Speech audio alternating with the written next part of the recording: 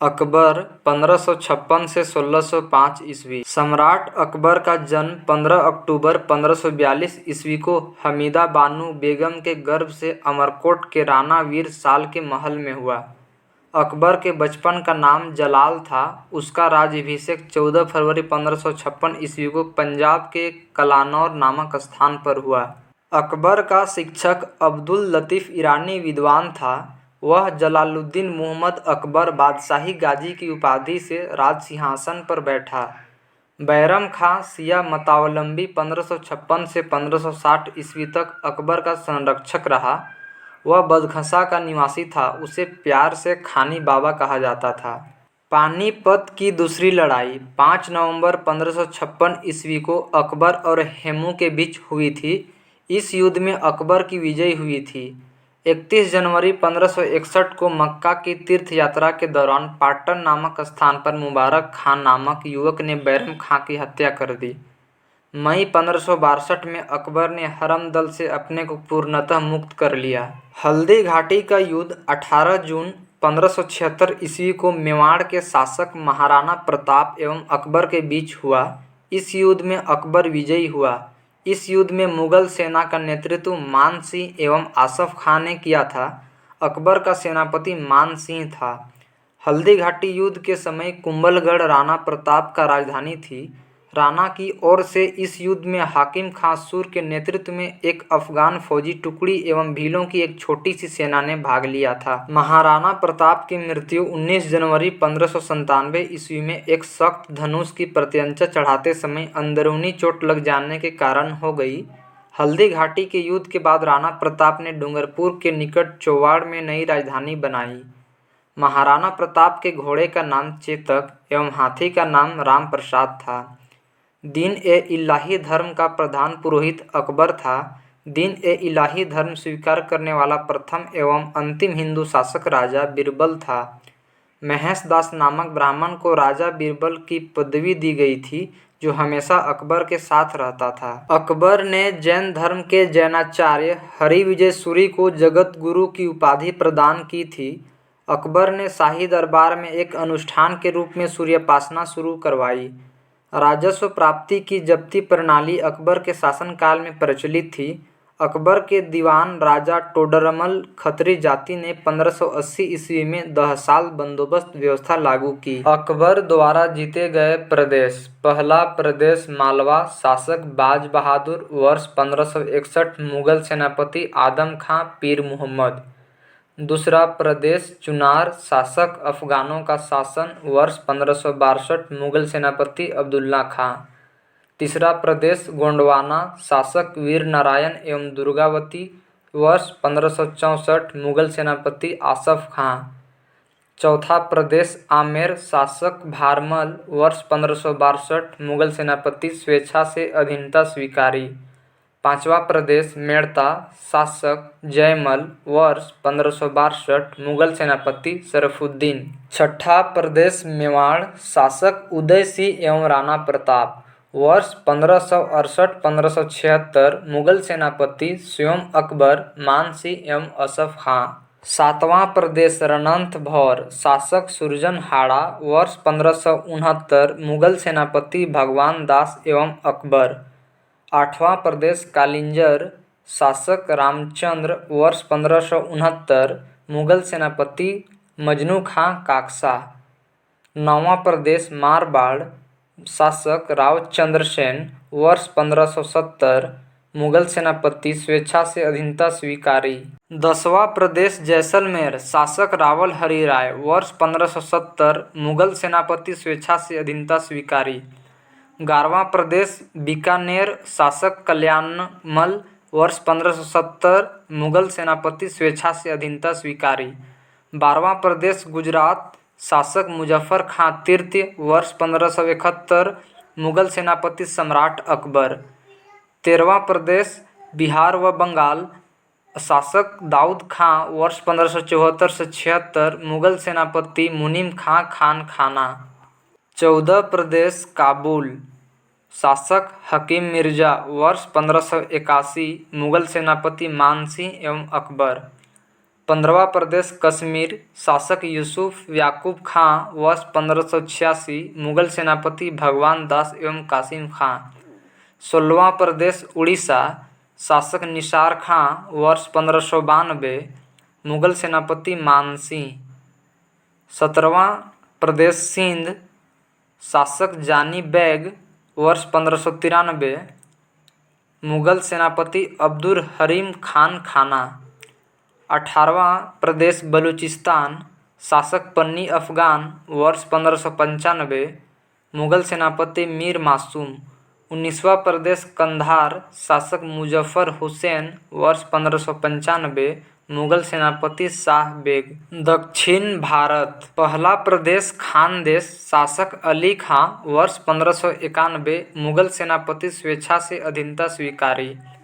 दूसरा प्रदेश दौलताबाद, शासक चांद बीबी वर्ष 1599, मुगल सेनापति मुराद अब्दुल रहीम खान खाना अबुल फजल अकबर। तीसरा प्रदेश अहमदनगर, शासक बहादुर शाह चांद बीबी वर्ष 1600। चौथा प्रदेश असीरगढ़, शासक मीरन बहादुर वर्ष 1601, मुगल सेनापति अकबर। यह अकबर का अंतिम अभियान था। अकबर के दरबार का प्रसिद्ध संगीतकार तानसेन था। गुजरात विजय के दौरान अकबर सर्वप्रथम पुर्तगालियों से मिला और यहीं उसने सर्वप्रथम समुद्र को देखा। गुजरात अभियान का इतिहासकार स्मिथ ने संसार के इतिहास का सर्वाधिक दूरगामी आक्रमण कहा है। अकबर के कुछ महत्वपूर्ण कार्य एवं वर्ष। दास प्रथा का अंत 1562, अकबर का हरमदल से मुक्ति 1562, तीर्थ यात्रा कर समाप्त 1563, जजिया कर समाप्त 1564, फतेहपुर सीकरी की स्थापना एवं राजधानी का आगरा से फतेहपुर सीकरी स्थानांतरण 1571, इबादत खाने की स्थापना 1575, इबादत खाने में सभी धर्मों के लोगों के प्रवेश की अनुमति 1578, मजहर की घोषणा 1579, दीन-ए-इलाही की स्थापना 1582, इलाही संवत की शुरुआत 1583, राजधानी लाहौर स्थानांतरित 1585। अकबर के दरबार के प्रसिद्ध चित्रकार अब्दुल समद था। दशवंत एवं बसावन अकबर के दरबार के चित्रकार थे। अकबर के शासनकाल के प्रमुख गायक तानसेन, बाज बहादुर, बाबा रामदास एवं बैजू बावरा थे। अकबर की शासन प्रणाली की प्रमुख विशेषता मनसबदारी प्रथा थी। अकबर के समकालीन प्रसिद्ध सूफी संत शेख सलीम चिश्ती थे। अकबर की मृत्यु 16 अक्टूबर 1605 ईस्वी को हुई।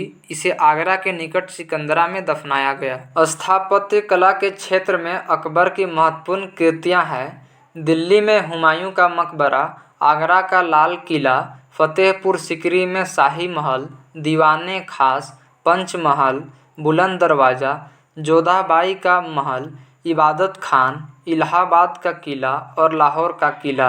अकबर के दरबार को सुशोभित करने वाले 9 रत्न थे। पहला अबुल फजल 1551 से 1602, दूसरा फैजी 1547 से 1595, तीसरा तानसेन, चौथा बीरबल 1528 से 1583, पांचवा टोडरमल, छठा राजा मान सिंह, सातवां अब्दुल रहीम खान ए खाना, आठवां फ़कीर अजीउद्दीन, नौवां मुल्ला दो प्याजा। अबुल फजल ने अकबरनामा ग्रंथ की रचना की। वह दीन-ए-इलाही धर्म का मुख्य पुरोहित था। संगीत सम्राट तानसेन का जन्म 1506 ईस्वी में ग्वालियर में एक ब्राह्मण परिवार में हुआ था। इनका असली नाम राम तन्नू पांडे था। इनकी प्रमुख कृतियां थी मियाँ की टोड़ी, मियाँ का मल्हार, मियाँ का सारंग, दरबारी कान्हारा आदि। कंठाभरण वाणी विलास की उपाधि अकबर ने तानसेन को दी थी। तानसेन अकबर के दरबार में आने से पूर्व रीवा के राजा रामचंद्र के राजाश्रय में थे।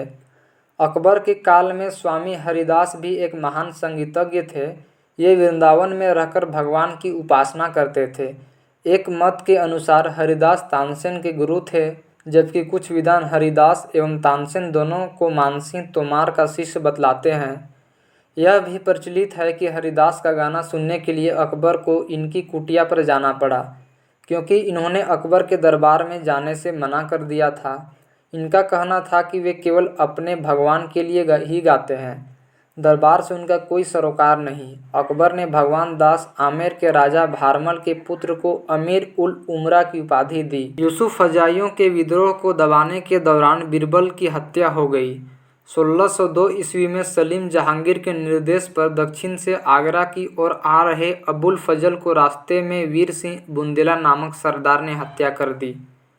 मुगल सम्राट अकबर ने अनुवाद विभाग की स्थापना की। नकीब खां, अब्दुल कादिर बंदायूनी तथा शेख सुल्तान ने रामायण एवं महाभारत का फारसी अनुवाद किया व महाभारत का नाम रज़्म-नामा युद्धों की पुस्तक रखा।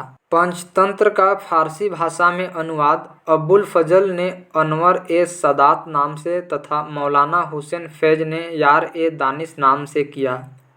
हाजी इब्राहिम सरहदी ने अथर्ववेद का, मुल्लाशाह मोहम्मद ने राजतरंगिनी का, अब्दुल रहीम खान खाना ने तुजुक ए बाबरी का तथा फैजी ने लीलावती का फारसी में अनुवाद किया।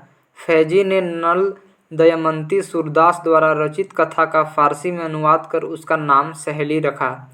भागवत पुराण का अनुवाद फारसी में टोडरमल ने किया। अब्दुल कादिर बुंदायूनी ने सिंहासन बत्तीसी का अनुवाद फारसी में किया। ज्योतिष के प्रसिद्ध ग्रंथ तजक एवं तुजुक का फारसी में अनुवाद जहान ए जफर नाम से मुहम्मद खां गुजराती ने किया। अकबर के काल को हिंदी साहित्य का स्वर्णकाल कहा जाता है। अकबर ने बीरबल को कविप्रिय एवं नरहरि को महापात्र की उपाधि प्रदान की।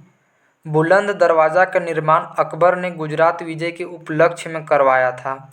चार बाग बनाने की परंपरा अकबर के समय शुरू हुई।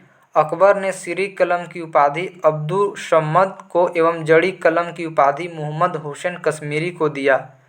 मुगलों की राजकीय भाषा फारसी थी। अकबर नकारा नगाड़ा नामक वाद्ययंत्र बजाता था।